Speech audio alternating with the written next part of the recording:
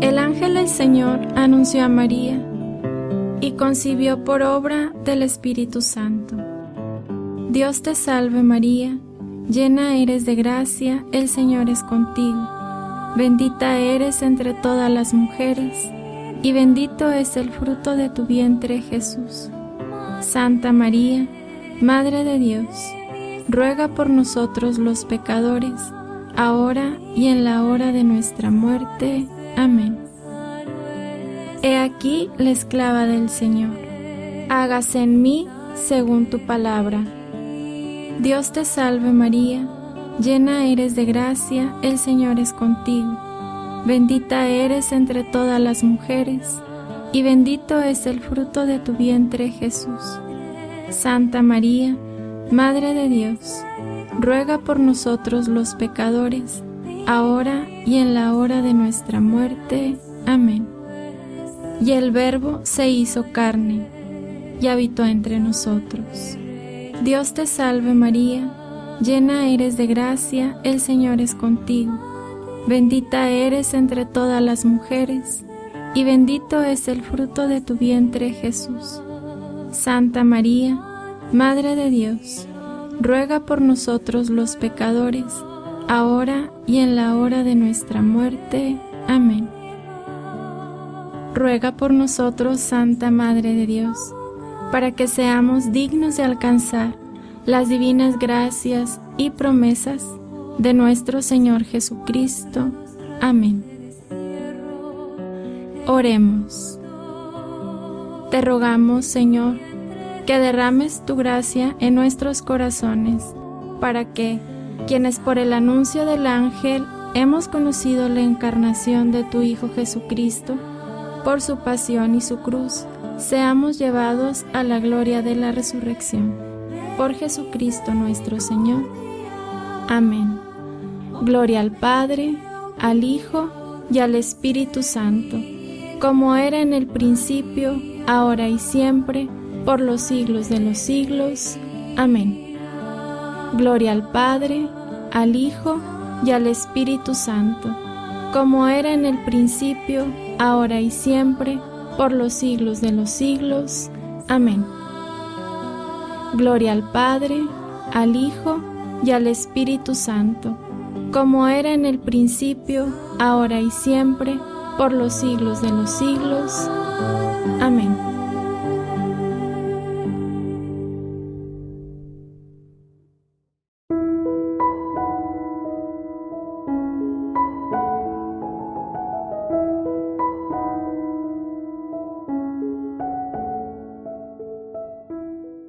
¿Qué tal, mis queridos hermanos? Qué gusto saludarlos. Ya se acerca el fin de semana y bueno, quisiera dejarles una buena comidita para este fin de semana. Y vamos a iniciar un tema ahora sobre el tema de San José. Veníamos hablando de esta pureza de corazón y les decía precisamente el día de ayer cómo ciertamente él no nace inmaculado como la Santísima Virgen María, pero aún si hubiera nacido o si la Virgen siendo inmaculada, pues como quiera podría pecar, o sea, todos podremos pecar. O sea, no quiere decir que está garantizado que no va a pecar. Ahí entra pues nuestra decisión y sobre todo un tema que es el que quisiera empezar a desarrollar con ustedes, la vida espiritual de San José. Yo creo que es algo que compartía definitivamente con nuestra Madre Santísima, que como siempre he comentado, pues todo tiene que estar en su orden, ¿no? Ciertamente, pues la relación de Dios con la Virgen María, pues no se puede comparar a nada, ¿sí? O sea, primero estaría la relación que mantenía Jesús con su Padre y luego pues la que mantendría la Santísima Virgen María con toda la Trinidad, ¿no? O sea, son cosas que pues tenemos que admitir que con ella esto fue de una forma excepcional. Pero tampoco podemos, como lo decía también en estos días, negar o pensar que José no tuviera una relación también muy especial y que tuviera para ello los dones y sobre todo pues el impulso interno de entrar en comunión con Dios. O sea, esto es un impulso. Y digo esto porque lo he visto de alguna forma muy, muy somera en mi propia vida, pero leyendo la vida de los santos en estos ejercicios que hice el año pasado, en donde me fui estas semanas a orar, a estar solo en oración, aproveché de leer un par de vidas de santos, de dos santas que desconocía. Como hice mi retiro en un convento carmelita, ¿sí? Una casa de retiros carmelita, pues no puede uno de verse imbuido por el espíritu carmelitano. Además, el primer libro, los hermanos que, o sea, en ese retiro estaban nada más 3 hermanos que vivían ahí. Es una casa de retiro que estaba cerrada por la pandemia. Entonces estaban nada más esos 3 hermanos y yo en toda la casa de retiro. Fue una cosa, no, ¿qué les puedo decir? Dios preparó todo para que fuera nuevamente espectacular. No, una cosa, no más recuerdo, ya me quiero regresar, ¿verdad? Pero bueno, ellos en la noche yo rezaba con ellos, o sea, en la mañana, en la tarde y en la noche rezaba con ellos para no rezar solo y aprovechar su compañía y también pues confesarme su experiencia, etcétera, ¿no? Y ellos estaban leyendo a una santa que yo no conocía, que se llama Santa Teresa de los Andes, ¿verdad? Yo jamás había oído hablar de ella. Y ellos después de vísperas tenían una pequeña lectura espiritual en donde leían, pues no sé, 1 o 2, 3 páginas del libro de la vida de Santa Teresa de los Andes. Y bueno, pues ellos ya iban muy adelantados, pero me encantó. Y bueno, pues como todo convento, pues tiene también su buena librería, porque pues todo el mundo ya saben, salimos del retiro y hay que traer el kit del cristiano, ¿no? Cómprate la mejor Biblia, el rosario, la estampita, la medalla, el libro, y ya te traes todo tu kit. Y ahí les avientas una lana a los hermanos de las casas de retiro, ¿eh? Pero bueno, ojalá y así fuera y luego la siguiéramos usando, porque luego compramos todo el kit y pues no lo guardamos. Entonces, bueno, siguiendo este impulso que ordinariamente pasa en las casas de retiro, me compré un par de libros. Uno de ellos fue el de Santa Teresa de los Andes y el otro fue de Sor Isabel de la Trinidad, que yo no había identificado bien que ya la hubieran hecho santa. Ya había leído algunos pasajes de la vida de ella y algunas frases que incluso he repetido mucho. Sobre todo hay una frase de ella que he repetido muchísimo y que antes decía Santa Teresa Santa Isabel de la Trinidad, cuando todavía no era ni beata, pero ya sus frases, su vida, sus libros ya estaban por ahí dando la vuelta. Yo no había leído toda su vida, pero bueno, aproveché esto para leer estos 2 libros, y uno es el de Santa Teresa de los Andes, ¿no? Y bueno, la relación, saco esto a colación porque ambas desde pequeñitas tenían ese impulso, ¿sí? Tener un impulso a la penitencia, tener un impulso a la oración, tener un impulso a conocer más a Dios. Es algo que ciertamente ambas familias eran familias cristianas, católicas, practicantes, pero pues aunque por ejemplo las madres de ambas eran muy religiosas, también sus papás, pero más las mamás, había un impulso dentro de ellas que las llevaba hacia Dios continuamente. Y bueno, un impulso que las llevó pues a una santidad altísima, ¿no? Hasta ser santas canónicas. Pienso también en Santa Teresita del Niño Jesús, también carmelitana, que también desde pequeñita siente este impulso.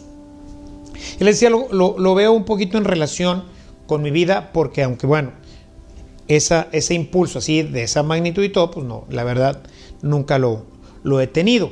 Sin embargo, yo me recuerdo de pequeño que deseaba siempre comulgar, o sea, había en mí pues un anhelo por comulgar. Yo hice mi primera comunión hasta los 12 años, no la hice pequeño, la hice hasta los 12 años. Y fíjense qué situación pues que Dios tenía prevista, ¿no? Siempre yo decía, cuando una vez que comulgue, voy a comulgar todos los días. Ciertamente, pues ahí tenemos que ver que la comunión de todos los días es una situación que nace a partir del Vaticano II. Estamos hablando de 1965, de ahí para adelante. Antes las misas pues tenían prácticamente muy de mañana, únicamente una al día, y los domingos solamente. No había mucha oportunidad, como hoy tenemos, de comulgar con toda la novedad que trajo el Concilio Vaticano II. Entonces, bueno, pues hice mi primera comunión en la colonia en la que vivía. Obviamente la iglesia no estaba al alcance de un niño para ir 12, 13 años. Sin embargo, ya un poco más adelante, a los 13 años, más o menos 14 años, entonces me cambié de casa y ahora sí, la iglesia quedó más cerca de mi casa. Aún así, todavía pasarán varios años, será hasta que cumpla 18, 19 años cuando ingreso al coro de la iglesia, y ahora sí mi vida empieza a ser más religiosa, y luego pues termino como sacerdote comulgando prácticamente todos los días. Es decir, ese impulso de acercarme al Señor no siempre se da de manera continua, pero sí nace desde pequeños.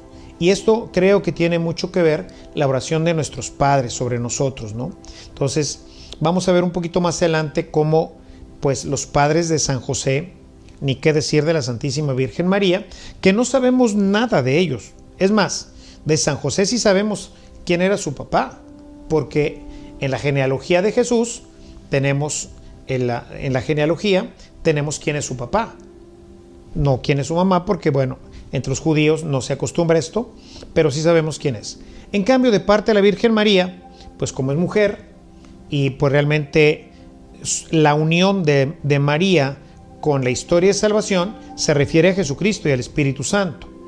Todo lo que tenemos de los papás de la Virgen María, ¿verdad?, de San Joaquín y Santa Ana, nos llega por una tradición muy antigua, probablemente el siglo II, que aparece en el Evangelio, se llama Evangelio Apócrifo de Santiago, que pues cuenta muchas historias que no podemos nosotros tomar como verdaderas. Hemos hablado de esto en las 2 temporadas que dedicamos a nuestra Madre Santísima, hablamos ya de este tema, ¿no? En cambio de San José sí tenemos un poco más de información, pero ciertamente con la información que tenemos, pues a través de ellos podemos reconstruir cómo fue su infancia, cómo fue la educación que recibieron de sus padres. Y desde ahí es desde donde nace estos impulsos, que no todos podemos tener igual, ¿verdad? Pues en la casa soy el único sacerdote, pero no soy el único cristiano activo, practicante. O sea, todos mis hermanos participamos hoy en día ya en nuestra madurez ya de adultos. Todos seguimos siendo parte de un ritmo espiritual que se va viviendo, ¿no? Entonces, es muy importante esto, papás, que lo vayan pues pidiendo a nuestro Señor y que lo vayan viviendo con sus hijos, ¿sí? Llévenlos a misa, aunque estén chiquitos. El niño, les digo, el niño no va a entender porque no tiene capacidad para entender, pero el alma, sí, que el alma es espiritual, recibe la palabra de Dios, recibe la gracia que se está expandiendo en medio de la celebración, y esto hace que él se vaya nutriendo interiormente, y de ahí irán haciendo este impulso a la oración, al conocimiento de Dios y a la penitencia, a la purificación, ¿sí? Una purificación de tal suerte que el pecado, en la medida en que nosotros la vamos ejercitando estos 3 elementos, pues se va desarrollando y evita que nuestro corazón pues se llegue a contaminar. A veces, como reconocía el Papa, no me recuerdo ahorita quién era el Papa en tiempos de Santa Teresita del Niño Jesús, que el Papa la confesó, ¿verdad? Y entonces dijo: no encuentro en ella que en toda su vida haya tenido un solo pecado venial, decía, ¿verdad? Entonces, es ese trabajo espiritual que vamos haciendo en nuestro corazón desde pequeñitos. Pues yo no tuve esa suerte, ¿verdad? Digo, no suerte, o sea, debo decir elección, ¿verdad? Elección de Dios en este sentido, pero todos la podemos seguir cultivando, ¿verdad? O sea, y eso es lo que llamamos la vida espiritual. Entonces, la vida espiritual de San José debe de haber sido sumamente estrecha y profunda con Dios. Él debe de haber construido en su corazón realmente un altar al Señor, un altar que ya pues veremos más adelante que se va a convertir también en un altar sacrificial. Él tendrá que sacrificar un matrimonio normal como todos sus conciudadanos por un matrimonio virginal, ¿sí? Pero cuando se hace un sacrificio de esta índole y está aderezado con la vida espiritual, el sacrificio no es difícil. Hay sacrificios, me parecen más difíciles. Por ejemplo, a veces nos dicen el tema del celibato. Nosotros les digo, sí, a veces es difícil. No debo decir que no. Sí tiene su dificultad, pero creo que a veces es mucho más difícil la obediencia, donde uno tiene que morir a sí mismo, tiene que morir a lo que uno quiere. Entonces, hay sacrificios profundos. O sea, el corazón, lo veremos más adelante, el corazón se convierte verdaderamente en un altar en donde sacrificamos nuestros deseos, nuestros anhelos y todo aquello que en un momento dado pudiera apartarnos de Dios. Pero esto se construye a través de la vida espiritual, que lo ideal es que la vayamos teniendo desde pequeños. Por eso es importante que ustedes, los padres de familia, pues lo vayan realizando en sus hijos, sobre todo si quien está viendo este video pues es todavía una pareja joven que está empezando en la crianza de los niños. Este es un factor bien importante, porque a veces dicen, no lleven a los niños, porque al cabo que el niño ni entiende, nada más se pone inquieto y todo. Bueno, como les digo, se pone inquieto, sáquenlo un ratito ahí al atrio, que se tranquilice. Hoy muchas de nuestras iglesias tienen bocinas afuera, no para quedarse afuera, sino para que mientras el niño se tranquiliza puedan estar ahí y luego regresar nuevamente. La gracia que se extiende, que emana de la celebración, los penetra a ellos también. Por eso se ha invitado, y la iglesia poco a poco fue comprendiendo esto, que aún la gente que no puede comulgar por diferentes razones, ¿verdad? Porque está casado segundas nupcias y todavía no arregla su situación, porque pues todavía su conversión no da para hacer una buena confesión, etcétera, sea invitada a la misa. Anteriormente no, o sea, al principio del cristianismo solamente podían participar las personas que estaban en gracia, los demás no podían participar de la misa, de la reunión eucarística. Pero hoy no. ¿Por qué? Porque hemos comprendido el beneficio espiritual profundo que realiza la gracia de toda la asamblea reunida y lo que está realizando el sacerdote, en donde Jesús se hace presente en cuerpo y alma. Y pues imagínense, ¿no? Yo les digo, irradia de una manera maravillosa su gracia en toda la asamblea. Así que bueno, pues aquí les dejo este pensamiento y pues una tareita para el fin de semana. ¿Cómo andamos en esto? Asistencia a misa, frecuencia a la comunión, frecuencia al sacramento de reconciliación. ¿Cómo andamos en nuestra vida de oración, nuestra vida penitencial? En fin, traten de ir pensando un poquito en esto, traten de pensar un poquito cómo pudiera haber sido estas acciones en José y en la Santísima Virgen María. Y bueno, con esta tarea los dejo para este fin de semana. Que disfruten este fin de semana. Recuérdense que ya se abrieron los templos. No nos acostumbremos a las redes nos sirven para esto, ¿sí? Para ver este programita a la hora que quieras, no pasa nada. La misa no. La misa hay que participarla, hay que vivir con la comunidad y sobre todo pues hay que comulgar, hay que participar de la Eucaristía. No te quedes en casa, ya sabes, sana distancia, cubrebocas, sanitización, todo esto pues nos va a ayudar a mantenernos libres de la enfermedad y empezar a desarrollar nuevamente nuestra vida comunitaria. Nos vemos con el favor de Dios el lunes. Gracias por permitirme llegar a tu casa. Te dejo mi bendición. Que el Señor te bendiga en el nombre del Padre, del Hijo y del Espíritu Santo. Amén. Nos vemos la próxima semana. Hasta luego.